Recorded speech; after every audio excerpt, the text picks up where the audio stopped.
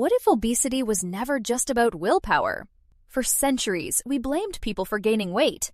Lazy, weak, no self-control. But science tells another story. Because your body is not passive. It fights back. Deep inside the brain, weight is monitored like a survival signal. To your brain, losing weight can look dangerously like starvation. That response was built in a world where food was uncertain. A full stomach today did not guarantee food tomorrow. In that world, body fat was not failure. It was insurance. The problem is that those ancient systems are still running today. The moment fat stores shrink, the body notices. One major signal comes from leptin, a hormone released by fat cells. As fat stores fall, leptin levels drop. The brain reads that drop as danger, not success. Hunger rises. Food becomes harder to ignore. For some people, this becomes constant food noise. At the same time, the body begins conserving energy. The system pushes back. More hunger, less energy use. For decades, medicine struggled to interrupt this survival program. Then, scientists found a hormone hidden inside the intestine. Deep inside the intestine, specialized cells are watching every meal. When nutrients arrive, these cells begin reading the chemical message. Then they release a powerful messenger called GLP-1. It is tiny, but its message can influence the entire body. First, GLP-1 enters the bloodstream and begins to travel. One destination is the brain, the command center of appetite. There, GLP-1 helps turn down hunger signals. The brain receives a stronger signal that food has arrived. For many people, the constant food noise becomes quieter. But GLP-1 does not only speak to the brain, it also slows how quickly the stomach empties food. So the same meal can keep you full for longer.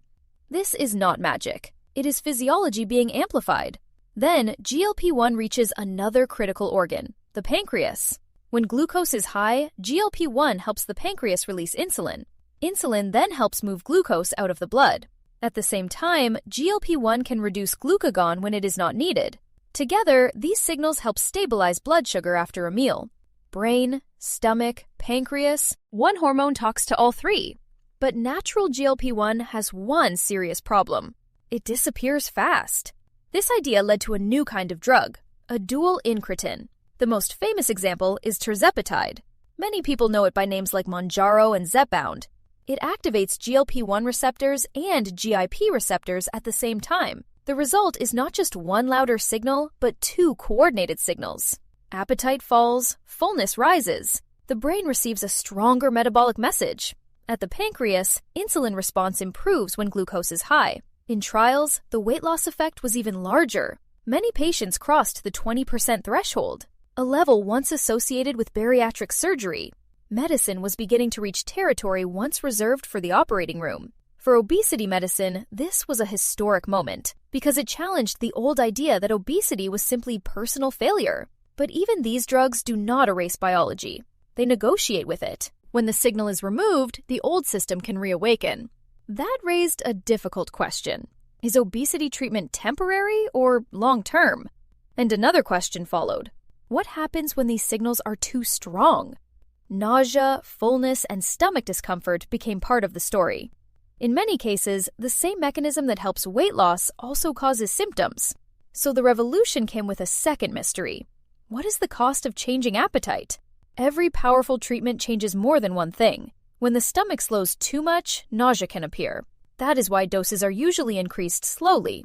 Some people tolerate it well, others struggle to continue. And when treatment stops, the biology often pushes back again. In studies, weight often returned after the drug was withdrawn. This made one thing clear. Obesity behaves like chronic biology. But long-term treatment raises long-term questions.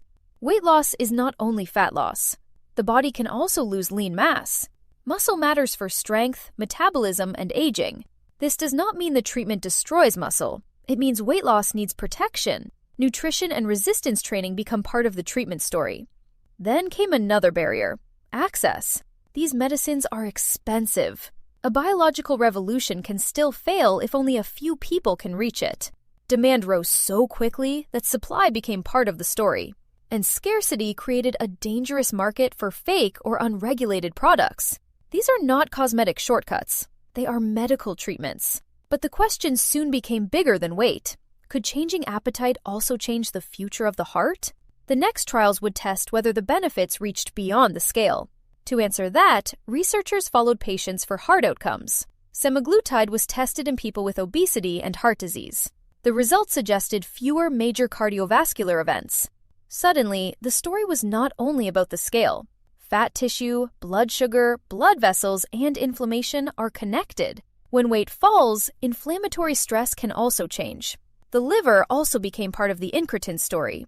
Less body weight can mean less fat pressure on the liver. Even the joints entered the conversation. Less load can mean less pain and better movement. So a weight loss drug was becoming a multi-system medicine. But not every benefit comes from the molecule alone. Scientists are still separating what is direct from what follows weight loss. This opened the door to an entirely new field of obesity medicine. Companies began building drugs that target even more signals. Some experimental medicines combine 3 hormone pathways at once. Others explore amylin, glucagon, and completely different appetite circuits.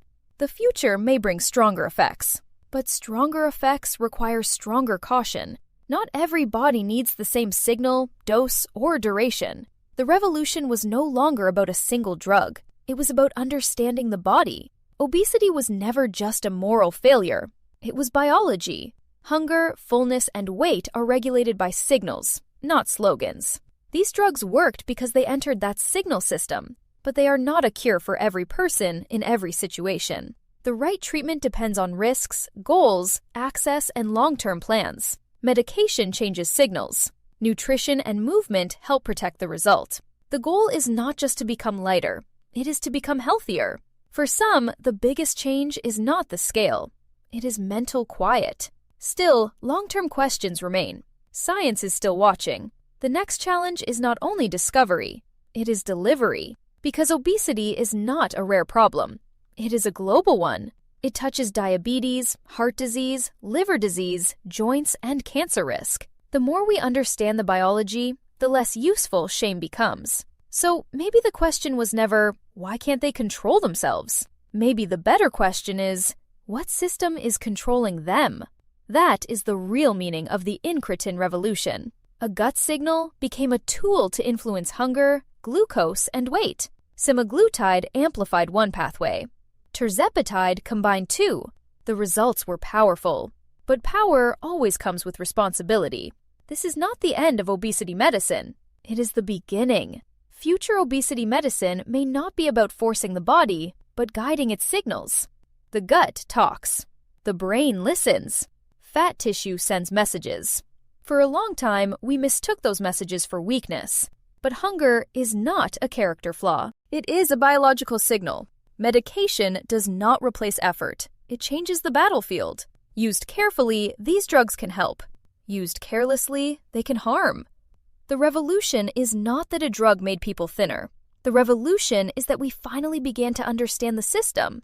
And once you understand the system, blame becomes less useful than care. This is the incretin revolution. Not a shortcut, but a new language for the body.